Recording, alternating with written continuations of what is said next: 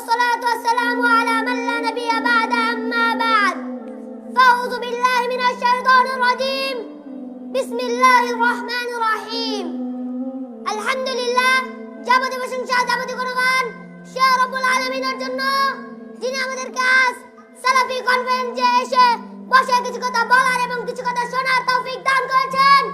সে রব্বুল আলামিনের জন্য লাখো কোটি শুকরিয়া জ্ঞাপন করি। সকলে বলি আলহামদুলিল্লাহ। আজ আমার সংক্ষিপ্ত বক্তব্যের বিষয় দেওয়া হয়েছে সালাত। ইসলাম শব্দের অর্থ আত্মসমর্পণ করা, পারিভাষিক অর্থ আল্লাহর নিকট পূর্ণ আত্মসমর্পণ করা, তার আদেশ নিষেধ সমূহ পালনের মাধ্যমে তার অনুগত করা এবং শিরক থেকে বেঁচে থাকার নাম ইসলাম। ইসলামের পরিচয়, আল্লাহর মনোনীত একমাত্র ধর্ম হলো ইসলাম। এটি আমাদের পূর্ণাঙ্গ জীবন বিধান। আমাদের জীবন পরিচালনার জন্য যাবতীয় দিক নির্দেশে দিয়ে রয়েছেন।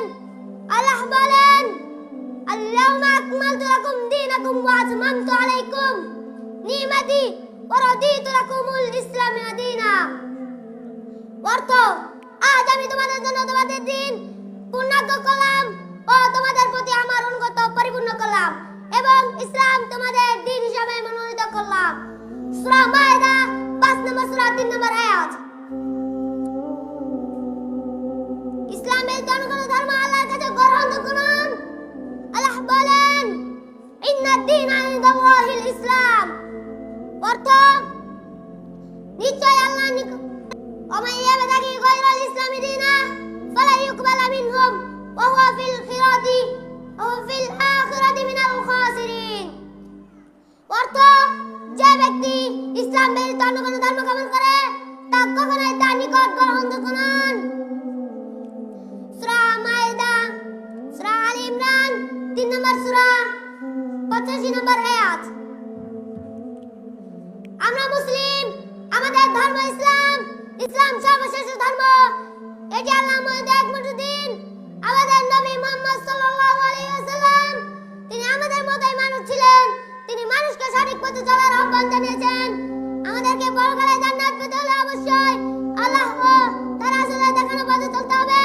শিরক ও বিদআত থেকে মুক্ত থাকতে হতে হবে। এতে রয়েছে দুনিয়াবী কল্যাণ ও পরকালীন মুক্তি। যারা আল্লাহকে ভয় করে তাদের মুত্তাকি বলা হয়। তারা আল্লাহর কাছে সবচেয়ে বেশি সম্মানিত। তারা কাউকে কষ্ট দেয় না, কারো প্রতি হিংসাও করে না, সদা সত্য কথা বলে, সদা সৎ পথে চলে।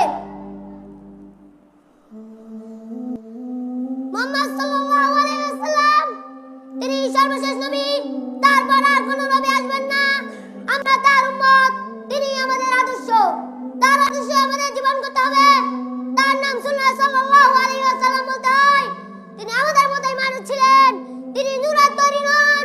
তার পিতার নাম আব্দুল্লাহ ও মাতার নাম আমিনা।